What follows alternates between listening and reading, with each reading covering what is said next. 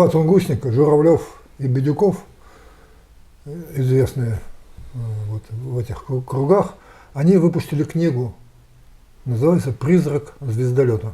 Сюда собраны все факты, которые не укладываются в другие версии, кроме техногенной.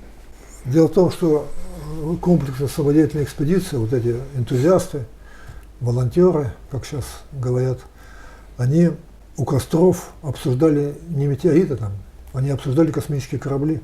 Они же ехали искать обломки космических кораблей. Вот. И какие-то факты вот они здесь представляют. Вот. Я лично, я же исследую вот эти траектории, места, у меня должна быть какая-то картина. Вот у меня, я, например, предполагаю, что, а там есть же 50 теорий, что это было. Я считаю, что правы все. Все теории правы. Но они правы только для определенных участков вот этой огромной территории. Вот. Где-то он был как комета, где-то как астероид, где-то был как плюм. Плюм – это плазма взрыва, ну и так далее. Там вот. Ну где-то на коротком каком-то участке. Вот. Ну и чтобы какая-то была целостность, я вот считаю, что прилетела комета, в этом ледяном ядре был вморожен пилотируемый аппарат. И когда ядро разогрелось, аппарат растаял и начал маневрировать. Вот эти маневры мы и видим. То есть от основного тела, вот от этого бревна, как они говорят, местные жители, бревно летело по небу, горящее, ну, светящееся. Вот это отлетали вот эти шары, но один из этих шаров был вот космический аппарат. И что интересно, на тайге мы находим следы, которые, нет, там есть следы, которые соответствуют гипотезе, что это был метеорит и разваливался. Ну, версия метеоритного дождя, она имеет подтверждение. Вот. Даже по ходу вот этой южной траектории, которую я и изучаю. Но есть следы, которые не вписываются в эту гипотезу. Они вписываются в техногенную версию. Вот это вот удлиненные отпечатки.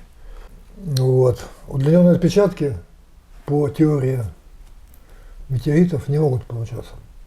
То есть часть может упасть и бороздить? Вот если он упадет и бороздит, то при той скорости все равно получается круглый. Вот. Но может быть какой-то косой удар. Легкий овал какой-то может быть. Да, может быть. Но тут-то ведь отпечатки с техногенными параметрами. Что значит техногенные параметры? Это вот этот угол имеется в виду, как бы, да? Да, это угол, потом вот второй угол такой же. Это другой отпечаток. Потом вот, видишь, вот как будто тут это на ракету похоже. Ну, обтекаемая форма. Вот. И тут тоже обтекаемая форма. Это разные. Это поляна 1, поляна 9. Потом вот это вот, она как бы наоборот. Тут дело в том, что, значит, вокруг тайга есть, а дно поляны, как футбольное поле, газон, ну, трава, она не зарастает. Это не все. А вот смотрите, если мы померим длину, вот, допустим, P1 и P9, длину померим, то получается 100 метров. То есть примерно у всех одинаковая длина 100 метров. Геометрические размеры получаются? Да, геометрические размеры техногенные. Но природный объект, он не может быть 100 метров все время. Вот это тоже 100 метров. Вот это и это, то есть это из двух 100 метров состоит. Вот, ну это 140 метров. Ну это другая вещь. Но тут зато есть внутренняя структура. Вот тут вот. Потом мы ее увидим лучше. Вот эта формация овал. То есть, но если мы не будем предполагать техногенную версию, то не объяснит вообще вот это. А я промоделировал, у меня там есть фильм на Ютубе, промоделировал. Если мы возьмем брусок, представьте, вот берем брусок, ну вот, брусок, да? Вот. Видите? Вот брусок, если он падает вот этой стороной, то получается 100 метров на 60. А если этой, то получается 100 метров на 40 метров. А если этой, получается 40 на 60. И вот мы видим все вот эти комбинации. Ну, мы измеряем, естественно, со спутников, ну, с космоснимков, потому что там дерево выступит и уже сбивает вот это слишком деталировка. С небольшой погрешностью получается. Да. Ну, понятно, есть погрешность, есть теория измерений, там мы можем спорить относительно, насколько это достоверно. Ну, предположим, что вот следы техногенные, значит, тогда тут был техногенный аппарат, который бился об землю. Он бух, рикошетит вверх, потом опять бух, бух. Зачем это может быть? А для того, чтобы сбросить скорость. Но у нас есть атмосфера, они могли бы приземлиться с парашютом. Ну, как. А есть же планеты, где нету, а эти скорости-то бешеные. Их надо как-то погасить. Вот они их импульсом вгоняют в планету и садятся потом. Тут единственное, что надо решить, что вот этот инерционный удар приведет к ушибу мозга. Ну вот у тех, кто находится внутри. Да, живых это вот, допустим, существ. у нас артист Караченцев, вот он наехал на столб со всего опора, вот, и получил ушиб мозга. И вот он как разговаривал, как вот это, помню, как он говорил, это вот потому что встряска, связи между нейронами порвались. Если белое вещество, оно похоже на жилу, оно не порвется, а это вот кора, которая наша мыслит, она как студень, и поэтому все травмировалось. Да, вот так. Вот это вот решить вопрос вот с этой травмой, и тогда вот этот способ возможен, для пришельцев. А скажите, вам удалось лично побывать на одном из этих мест? На всех был. На всех? Да. Как ощущения там внутри? Ну, это энергетические положительные. Плюсовка. Вот это вот как раз торцевые поляны, которые торцами, вот я говорил, они 60 на 40 метров. И видите, вот тут вот есть щербина такая. Вот это? Да, вот. Вот она везде, везде на всех вот этих полянах. Откуда она взялась? Вот это уже повторяемость вот таких вот деталей, это уже техногенка. То есть это след одной стороны? Это вот след вот этого торца, торец. Ну, если этот вот прямоугольник был с скругленными этими, ребрами, то тогда вот так должно быть. Ну, это просто прорисовка, вот она, эта поляна, лучше видно, похожа на ракету. То есть вы пытались геометрически восстановить восстанавливаю. Форму объекта? Да, и это вот, видите, крылышки, как эти закрылки. Вот это вот, значит, видите, вот это как бы вот представьте, что какая-то ракета 100 метров высотой, вот, решила торцом садиться, а скорость у нее есть еще вот это вот, перемещение по курсу. И вот у нее закрылки отпечатываются вот тут. Ну, короче говоря, это анализ, что вот она едет на своем попе и прокручивается. И по ходу она вот этот выстреливает якорь, который не позволяет ей упасть. Вот это след якоря. Вот этого. Его размер 7 на 10 метров. Вот. Тогда был год сухой, и я вот тут воду брал в этом месте. Ну, Как? Питьевая вода? Питьевая вода, да. Как Ну, она по свойствам? Нормально, нормально, все нормально. То есть можно сказать, что вы выпили воды из следа инопланетного корабля. Но это все гипотезы. В формате гипотезы.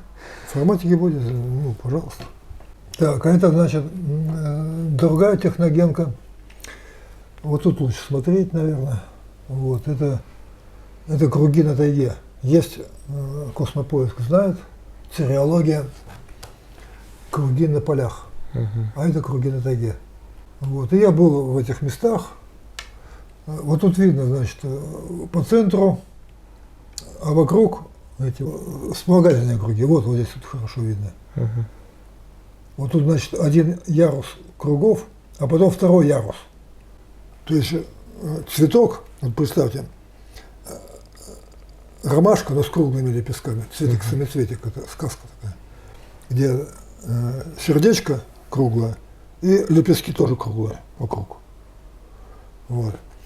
А дальше, по следующему кругу, другие такие же. Это как может быть?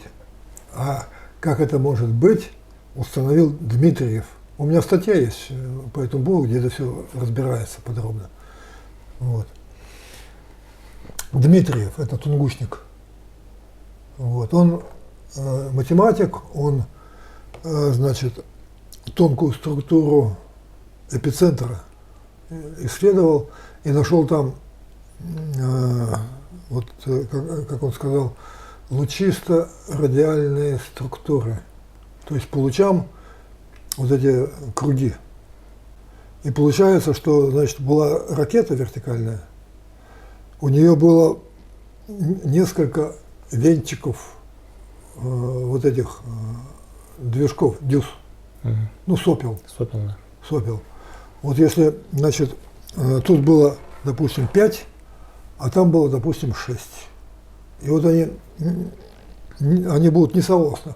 И когда будут расходиться, тут будет, значит, вокруг, то есть внизу больше будет, по диаметру, да. будет как раз несколько слоев, потому что там расхождение же идет. А для чего эти несколько венчиков? Чтобы она держала вертикаль. Потому что 100-метровая дура, ну, понимаете, она чуть-чуть ветром там, она упадет. Вот. То есть это вот так вот технично мы понимаем, как сами проектировщики, там, как бы сами делали, так и они сделали. То есть это точки взлета. Ну, это не точка взлета, это когда вот она хотела уже упасть, включали движки, и она опять воспаряла. Это вот, это самое, ну, скорее всего, так, чтобы не упасть. А упала она вот там вот, где, я говорю, вот был след, и якорем била. Посадка – это вот след якоря. Ну, там их тоже несколько штук. И вот, значит, где, давай сделай маневр Зигеля снова. Вот он. Маневр Зигеля. Вот она, да. Вот, значит, вот это была 140 метров, вот это вот была ширина. А тут 5 километров, вот это. То есть при вот этом, то есть он маневр на местности, он реально имеется. То есть он был расширен. Но сейчас вообще все это ушло. Сейчас это все не актуально. 5 метров, 140 метров, это, ну, чухня. Вот это вот, значит, как раз вот эта 5-километровая, где зона, вот, и метеорит летел вот здесь, где стрелка. Вот там вот это пупырчик,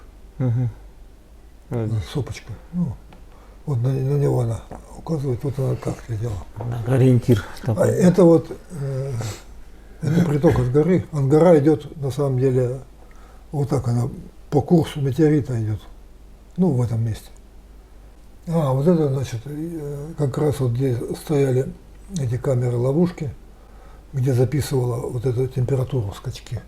Вот. И это, ну, Ростовцев посчитал, что это чертово кладбище. По версии врача Кулюкина. А там история такая, что тут была деревня, и во время войны Кулюкина послали набирать военнослужащих. Он там медкомиссию, короче, проводил, и ему вот сказали про это чертово кладбище, и он записал эти показания, это в газете потом опубликовали. И вот эту версию мы нашли, ну, в смысле, ее даже я нашел один, вот, в одиночке. Мы, когда вот первый поход в 2016 году, мы были 4 человека, прошли на расстоянии 300 метров и ничего не почуяли. Это вот нужен какой-то опыт такой вот. Вот. Ну, видите, она, вот она, может быть, как прочеркнула. То есть чертово кладбище связано с этим следом Тунгусского метеорита. И вот тут вот отражено это в газете. Вот, тут вот написано под заголовок «Проверьте версию о чертовом кладбище». И тут вот как раз это в этой газете про эту экспедицию, которая моя, вот, Тунгусского метеорита. Вот, и что мы туда отправимся с ростовцем, ну, это и состоялось, собственно. Значит, чертово кладбище напрямую связано с Тунгусским метеоритом, возможным техногенным объектом. Да? Ну, мог быть это какой-то выброс каких-то веществ при падении там произошел? Да, конечно, все мог.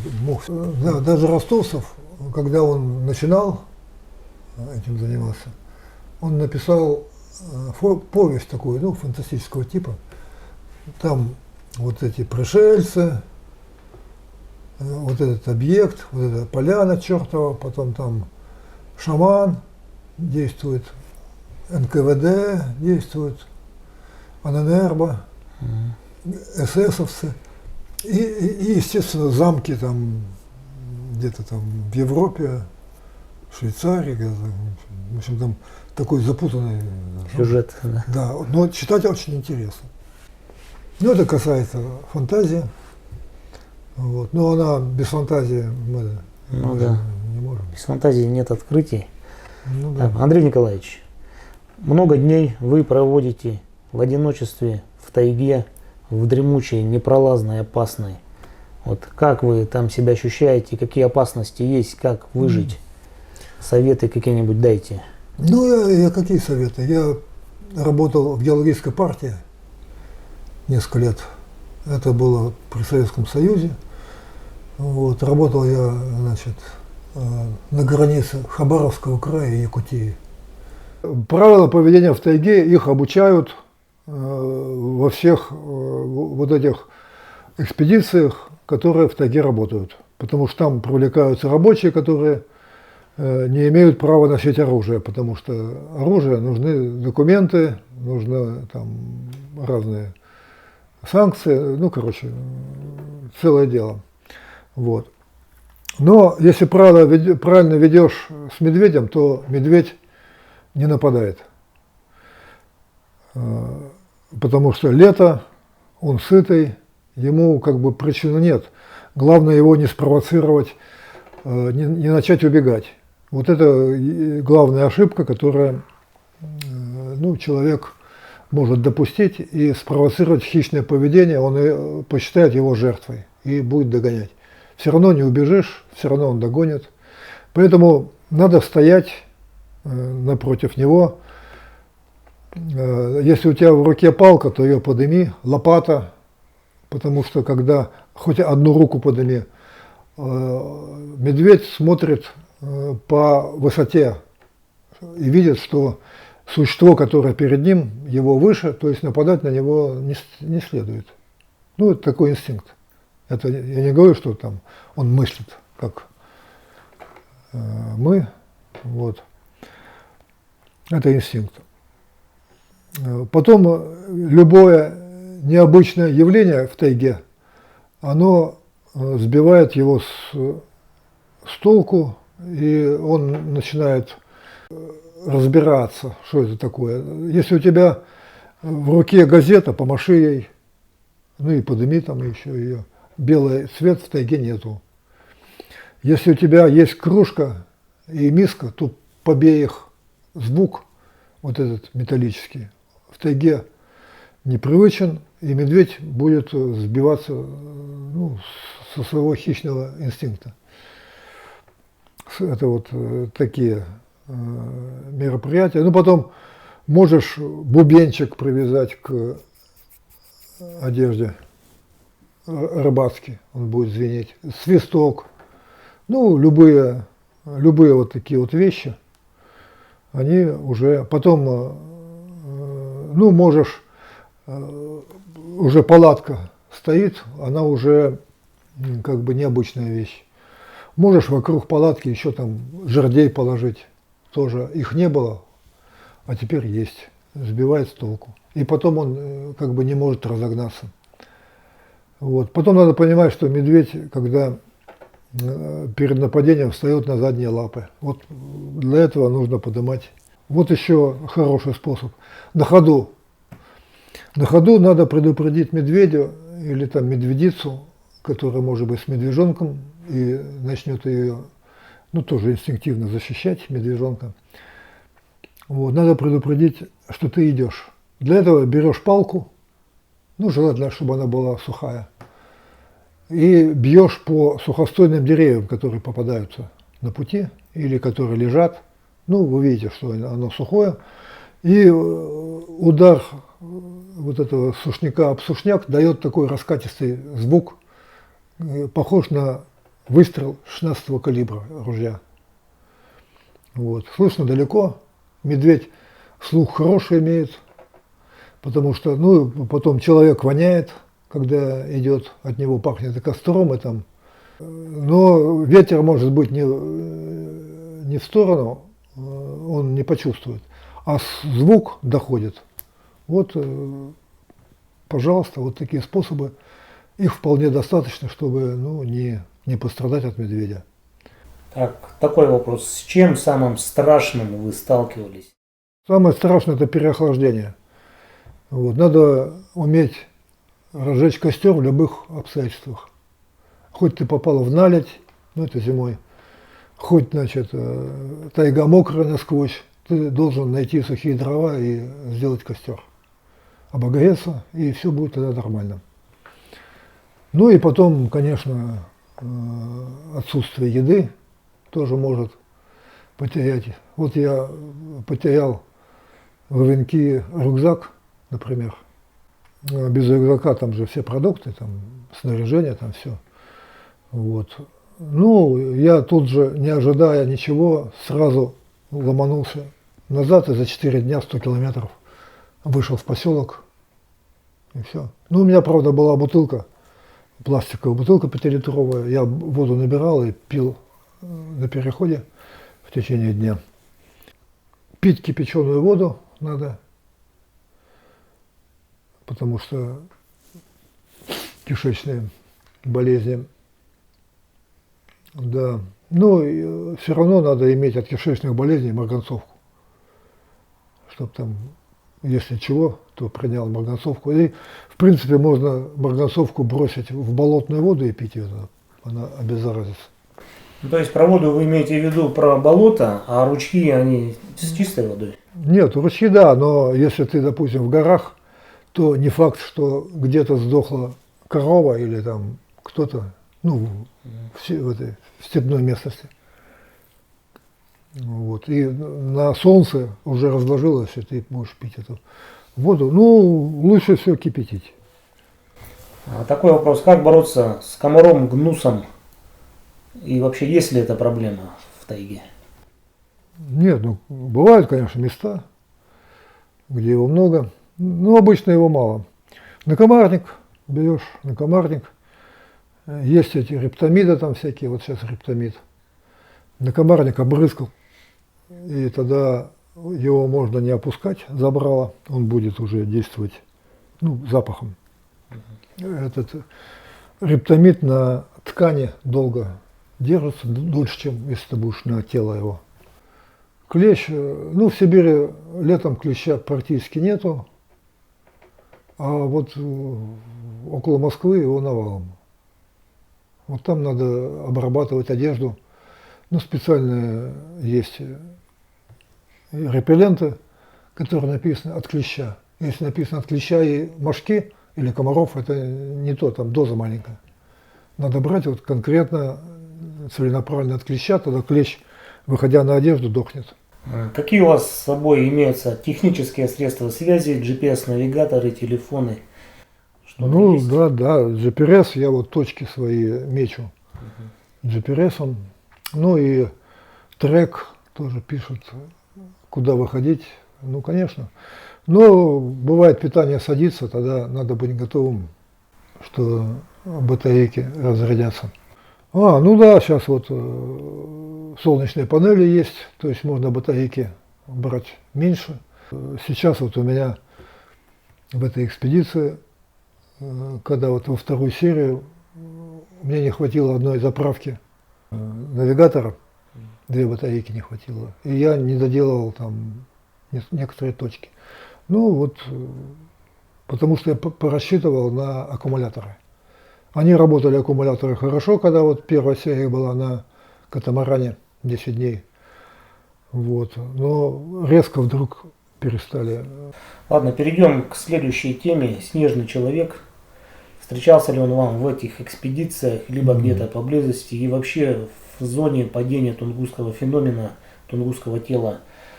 Как обстоят дела именно с наличием снежных людей? Да, по траектории снежный человек встречается. Ну, вообще-то, его больше все-таки в более населенных местах, потому что он тяготеет к человеку вообще-то. Вот думают, что где-то Гималаи, где-то чего, но около Москвы, я бы сказал, его больше, чем вот на тунгусской траектории. Но поскольку я тут уже не первый год, и в первый год мне удалось впервые в мире снять отпечатки 10 зубов снежного человека на осине. Причем я там уже шел один, смотрю, лежит дерево свежее, и буквально поперек ствола, вот Укус. погрыз называется. Погрыз. Да, погрыз. И мокрый там сок. Это осина, толстая кора 20 миллиметров толщиной. Вот. Потом уже определили, что это зубная формула примата. Ну, количество резцов между клыками разное у разных отрядов. И вот так определяется, значит, что это примат. Ну как должно быть, 4 резца между клыками. Но какой примат мог оставить вот этот такой погрыз в северном лесу? Тут нет ни обезьян, там, ни орангутангов, там всяких. Ну кто? Ну, человек, Homo sapiens. Но у человека ширина резца 7 миллиметров. А тут ширина резцов была 30 миллиметров, до 30, ну 20-30. То есть это в 3 раза больше.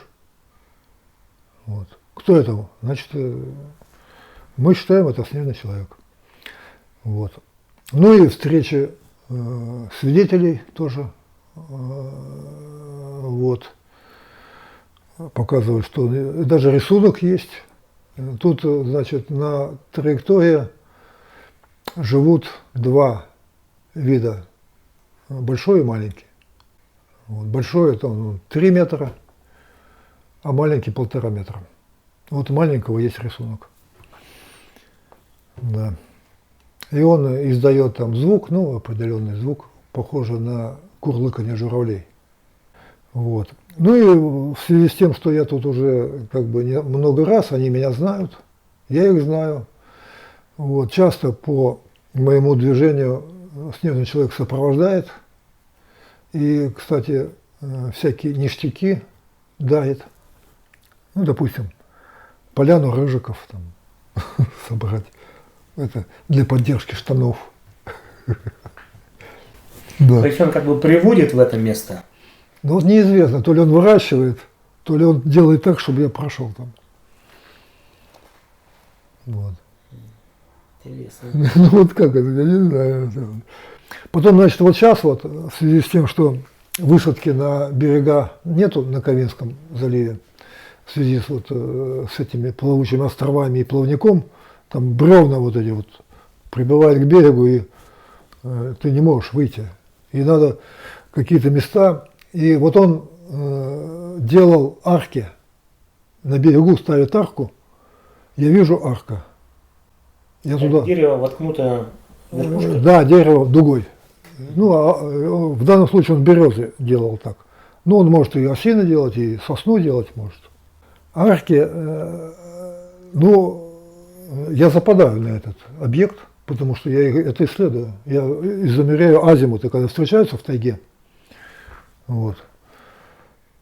А в тайге они встречаются не просто так, вот в глухой тайге, вот где траектория идет, и как бы там нога человека не ступала в ближайшие там 10 лет.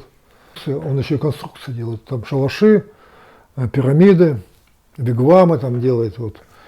И вот эти вот, и арки начинают делать, когда до дороги, до просеки, до вырубки, ну то есть до мест присутствия людей остается 300 метров. И вот я уже так опытный, знаю, что, значит, если встретилась вот эта дуга, то, значит, через 300 метров будет уже наша инфраструктура. Край Айкумены, как бы. И вот, значит, он меня подманивал в те места, где можно высадиться, вот этими вот арками. Ну, я это использовал. Вот. Ну, спасибо. Я ему за это, когда выходил из тайги, оставил 3 дольки чеснока.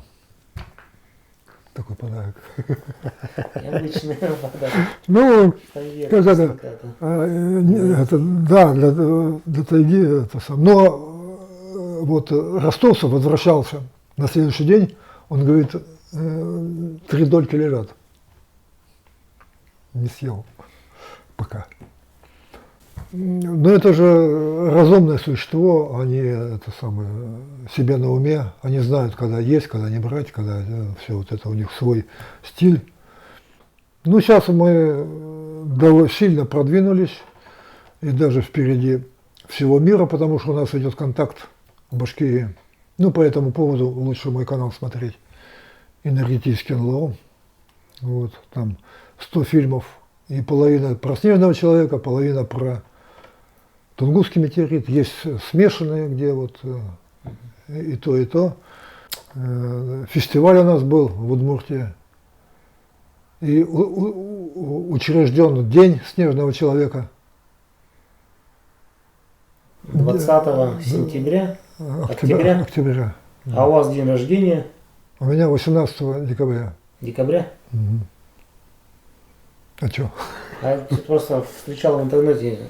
А нет, там это ошибочно. Я думаю, так у вас 19-го, а это нет. день 20-го. Нет. Нет? Нет, это там какая-то путаница. У меня в декабре. Вот. Все это путешественники не в декабре родились по знакам Стрельца. Ну как, а у меня 28 декабря, Козерог. Ну, почти то же самое. Почти рядом. А археологи рассказывали о встречах со снежным человеком? Нет, они не знают. Ну, не их тема, но я им рассказывал. Вот мы, кстати, это самое, я им говорю, вот, ну, по берегам арки. Я говорю, вот арку видите? Видим. От чего? Ну, согнулась, там, ледяной дождь, там, искала свет. И воткнулась в землю. Нет, ну там не видно, воткнулась она или только. Ну, может быть, даже она не воткнулась, а так висит. Вот. Я говорю, вот если сейчас через 300 метров будет зимовье, то значит, это он пометил. Вот. Или действительно мы там вышли в одном месте, И там вот этих арок 7 штук. Есть фотография. Вот сейчас по сплаву. Да?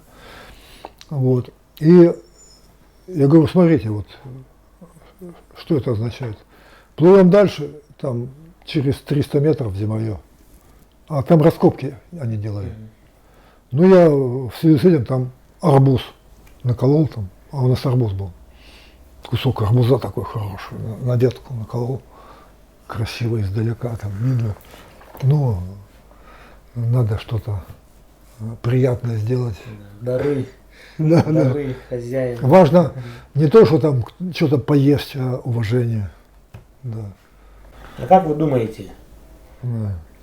настанет ли момент, когда мы, вот так, не прячась, а полноценно встретимся со снежным человеком, выйдем на контакт, или все-таки это Нет, невозможно? нет, это не будет. Потому что мы делим сутки, мы дневные, они ночные. Вот и все. И адаптация у нас, соответственно, дневные, у них ночные. Мы нараспашку, все открыто, ну, не прячемся. Люди не прячутся. А они маскируются. Это разная биология, это, ну, специально так природа сделана, чтобы один и тот же, ну, территория принимала больше Видов, там, скажем, да? ну, видов, особей там, да. Вот даже в Вашингтоне интересный материал. В Вашингтоне есть национальный парк. Это там река Потомак или Потомак. Вот, она болотистая. И там они сделали национальный парк, чтобы не осушать вот глупость заниматься. Вот. Люди там отдыхают. Там болото, там все это осталось. Цапля, и там вот снежный человек тоже живет. 10 километров от Белого дома. Как вам это нравится? Там его видели, там есть эти наблюдатели. Вот наши люди везде, так сказать, так что, ну и в Москве тоже они есть. Вот вы говорили, что он делится условно на два вида, на высокого и... Ну, на самом деле еще больше. Очень большая, как это называется, полиморфный вид. То есть в Америке он другого немножко вида, отличается, да? Да. А языки, как думаете, у них разные или одинаковые?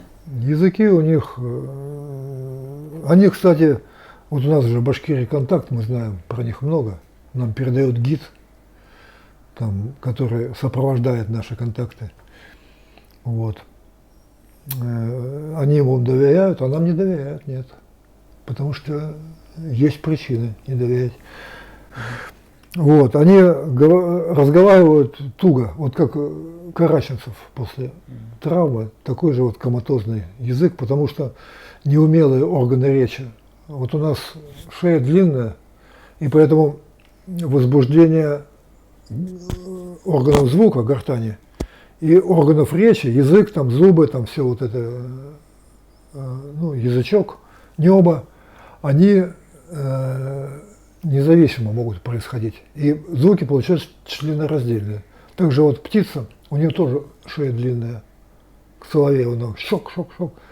А когда короткая шея, вот собака, она не может отсечки давать резко. Ну, вот звуковые пакеты вот эти вот рассекать не может, потому что не могут независимо работать вот, органы звука и органы речи. Вот, органы речи — это вот язык, зубы, там, ротовая полость. Вот. Поэтому у них связь наполовину телепатическая. То есть он что-то там бу-бу-бу-бу-бу, а вот уже контактер понимает, о чем речь. Ну, если прислушаться, мы тоже можем понимать отдельные слова. Ну, потому что уже несколько лет у нас контакт. С 19-го года или даже с 17-го.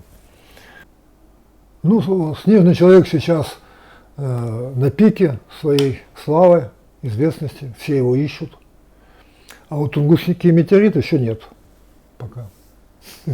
Вот сейчас вот я это сделал упор на тунгусский метеорит.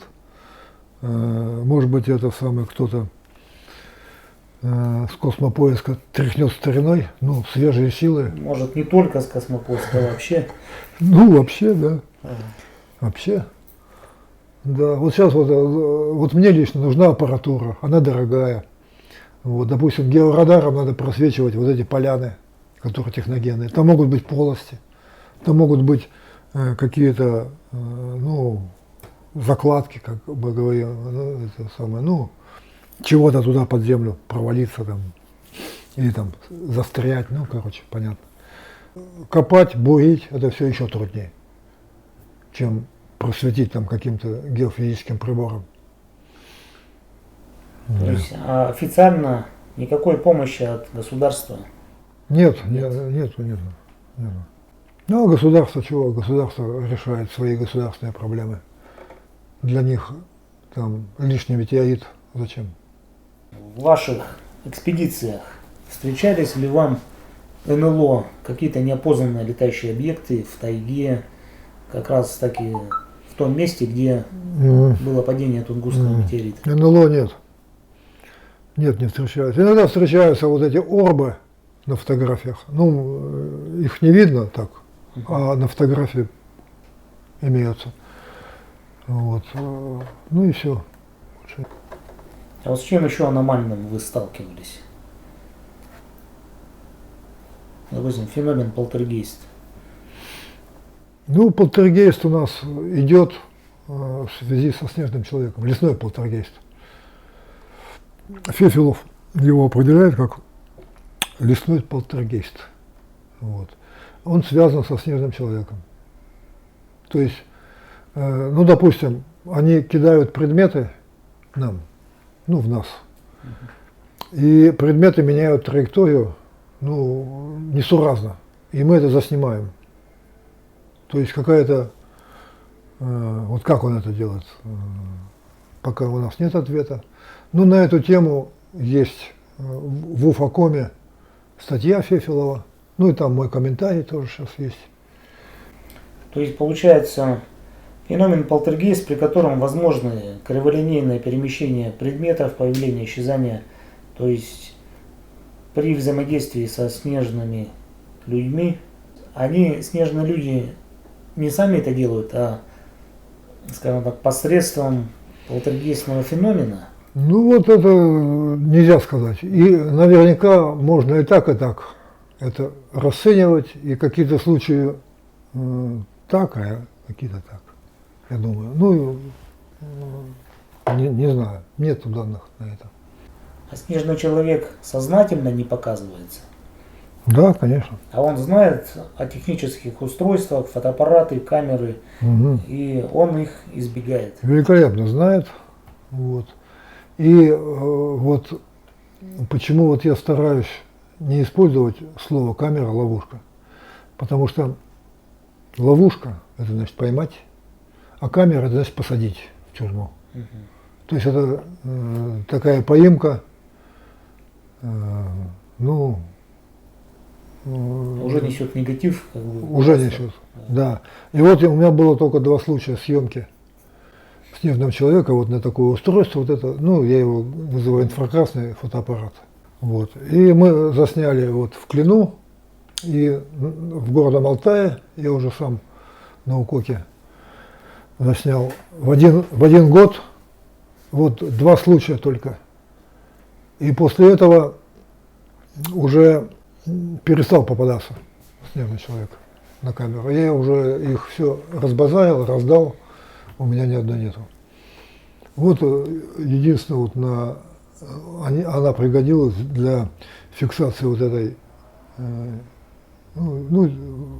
кулюкинской версии «Чертово кладбище».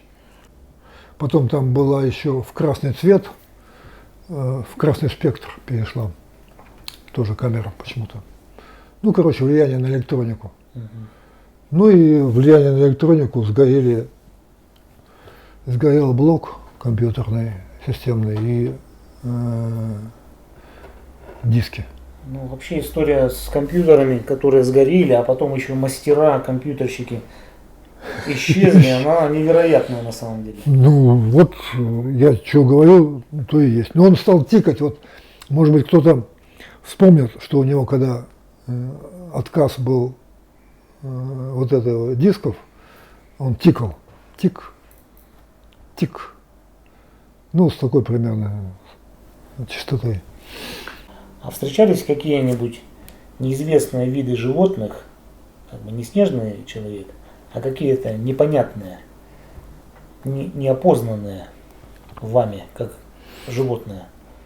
Ну, вот, да, они встречаются, вот, где у нас контакт, то там есть и другие неопознанные, ну, короче, и фотографии мы видели, но я даже про это боюсь говорить. Вот, скажут фотошоп. Да, не буду особо. Некие но, существа какие-то, да? да, некие существа, которые вообще ну, небывалые. Вот. Ну, допустим, чертик. Ну, чертик это условное название. Это же не из христианской версии. Черт с рогами. Ну, похож сильно на который вот в фильме «Вечера на хуторе близ Диканьки». То есть визуально, да? Да. А поведение агрессивное, Да нет, они все как бы так лояльно относятся к людям. лояльно, только они могут пошутить, там, бросить тебя там котелком там, в башку. Там еще как-то шлепнуть дистанционно. Ты идешь, тебе по башке там, пам, А сзади никого отворачивать никого нет. никого нет. А такой шлепок как будто есть. Вон там. То есть видит он, то есть то ли он невидимый, то ли на дистанции вообще. Ну много, ну это у нас вот там в этом, у нас 4 канала, или даже сейчас уже больше, сейчас, наверное, 6 каналов, башкирские вот эти. Скажите название, чтобы люди могли зайти посмотреть. Ну вот на мой заходите, энергетический НЛО. А, потом это Траверса канал. Ага. Вот это там, Канал гида Алексея. да. Это гида, вот там первичка, вся первичка, какая есть, там даже с матом. Вот, потому что там это все идет на эмоциях. А Виктор Николаевич Фефелов приезжал к вам туда? Он приезжал, но его не приняли. Не приняли, да?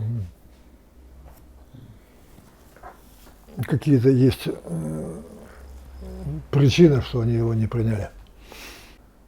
Так они заинтересованы в контакте с нами, а мы заинтересованы в контакте с ними. Так, такой нескромный вопрос. Сколько вам сейчас лет? Лет, вот в декабре будет 75. Значит, вам 75 лет, и вы с рюкзаком, который весит, наверное, килограммов 50, ходите, бродите по ну лесу. нет, 50 он не весит. Не весит. Иногда, вот сейчас снаряжение где-то 50 весило, потому что лодка была, потом были приборы, были вот это снаряжение. Вот. Ну и то там было, наверное, 40. Вот. Я делал двойную заброску. То есть часть вещей отнес, потом другую часть. И тем более там дорога была плохая. Вот. На колеса, там это лодка на тележке. На колеса глина наматывается, и в конце концов колесо там отвалилось сейчас. Так а как вы поддерживаете хорошую физическую форму и здоровье? Ну, зарядка. На моем канале, вот энергетический НЛО, там 3 вида зарядки. Вот, делайте, и у вас такая же будет. А с питанием как дело обстоит? Есть какая-то особая диета, может быть, какие-то продукты? Нет, вот обычная туристская раскладка питания. Это 300 грамм крупы в день. А так примерно можете прикинуть, сколько времени, например, в год вы проводите на природе? Ну, сколько? Зимой у нас бывают экспедиции, потом тут вот сейчас там купили лодку, по подмосковным рекам плаваем, сплавляемся. Ну, я не знаю, сколько, ну, часто. Природа подзаряжает? Часто, да, конечно. Потом у нас вот это было по местам силы. Я, значит, к Белухе попал, и после этого вот умею находить эти места, где буквально человек заряжается. Это как есть райские места, вообще как в раю находишься. Вот. Но потом это действие ослабевает, кончается, потому что привыкание. Вот. Ну, конечно, это тоже дает свое. Ну, у меня же еще образование биологическое. Я знаю, что такое судорога, как избегать, почему бывает усталость, что такое анемия, как ее устранять. Ну, все это вместе. А потом я еще много очень, ну, практически все я знаю, методы безлекарственного этого духовного оздоровления. Вот. Тут, например, многие знают, наверное, комплексное самопрограммирование. Слышал такое? Вот. Это Колтунов сделал. Вот. Сделано для космонавтов, потому что у космонавтов та же проблема, они же на орбите там год. И аптек нету, больниц нету. Да. И, в общем-то, нужна какая-то система, которая свои способности оздоравливаться, в общем, активирует. Вот. Ну вот это все методы их я использую, да. Значит, вопрос такой. Мы много говорим об аномальных явлениях, снежный человек, НЛО, полтергейст. Но у нас есть еще люди, которые живут на нашей Земле. Встречали ли вы людей с необычными способностями, которых нет у большинства? Не, ну, допустим, вот наш гид к снежному человеку Леша Черепанов. Контакт только у него, больше ни у кого нет. Он спас там одного из членов популяции из медвежьего капкана. И вот они потом дружат. И он, да, видит в темноте, в общем-то, лучше, чем мы. Ну, вообще, в целом, места силы. Много таких мест в России у нас. Много, да. От чего они зависят? От людей, от местоположения, от разломов земной коры. Частично они зависят от снежного человека, он может делать. Вот, он может сделать как геопатогенку, так и биогенку. Биогенка – это вот место силы, ну, только в этих терминах латинских. Вот. Да, то есть мы пошли по технократическому пути, а снежный человек да. по природному, да, энергетическому. Да. И вот у нас есть доктор наук Сапунов Валентин Борисович. Вот он развивает теорию, что вот у нас социальная форма, есть биологическая, ну, организация материи, там, литосфера, там, атмосфера, там, вот, биосфера, есть, значит, психосфера. Ну вот, психофизика, психофизический путь развития, вот они, мы-то влияем на физические процессы, на объекты физические с помощью технологий. А они влияют без технологий просто психикой, вот, через психику. Поэтому они понимают, когда будет землетрясение, и уходят. Мы-то не понимаем. Вот эти телепортации, они же могут телепортироваться. И ну, много таких. А потом они могут менять прозрачность. Вот я как раз заснял на камеры ловушки, их тела, но полупрозрачные. Видно пейзаж. Вот через. Ну там он стоял так, что не полностью попадал на кадр, а только половина.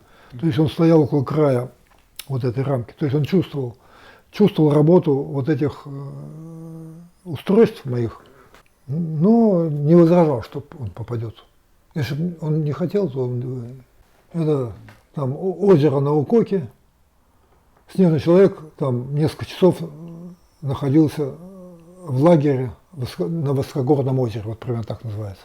Он стоял между аппаратом и моей палаткой.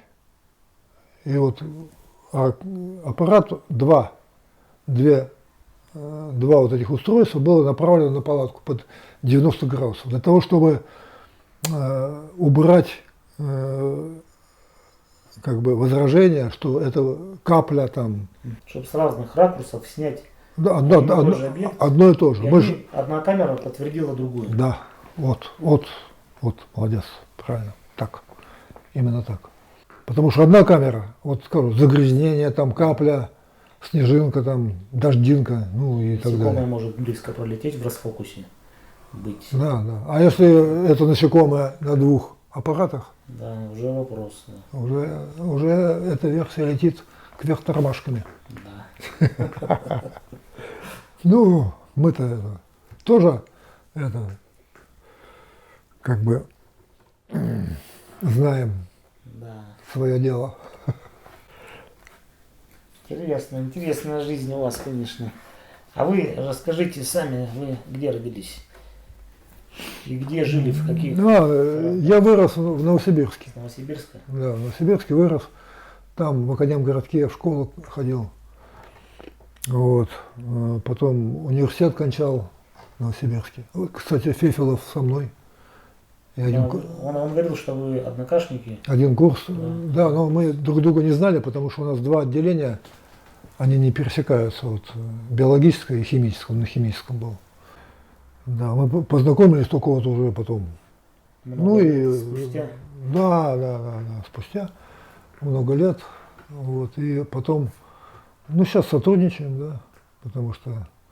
он, кстати, он же владеет инженерной биолокацией, а я владею медицинской биолокацией. В чем разница? Это калибровка. Вот. Биолокация – это такой процесс, что человек испускает вот эти непроизвольные движения в ответ на какую-то да, но это называется калибровка. Вот если, как обучение идет, вот говорят, возьми маятник и держи над чем-то съедобным. Держи. Потом, значит, если ты долго держишь, он начинает качаться. Обычно он качается вот так вот на тебя. Это съедобный. А над несъедобным он будет вот так качаться. Это что такое? Это конвенциальная пандеромоторика. Ты говоришь, что вот для такого вот обстоятельства будет такое движение. Пандеромоторика – это значит бессознательное движение. Вот человек самый как бы лучший амперметр. Да, как я говорю, самый лучший прибор – это человек, только нужно правильно пользоваться своим телом. Да. Давайте какое-нибудь напутствие, совет, что-нибудь зрителям, людям про неизвестное, загадочное, аномальное и в целом. Желаю, чтобы все, кто смотрит вот наши каналы, жизнь была интересная, чтобы было не скучно жить. Вот. И чтобы каждый свою эрудицию, из своей эрудиции получил свое учение. А для этого надо идти к белухе, посмотреть на нее.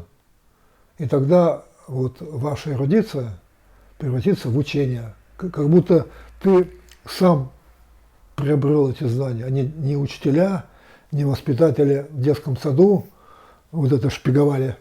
Вот. То есть там будут такие связки между нестыкуемыми очагами знаний, что это будет означать, что ты сам это придумал. Вот, идите к белухе. Андрей Николаевич, спасибо за интересную, увлекательную беседу. Да.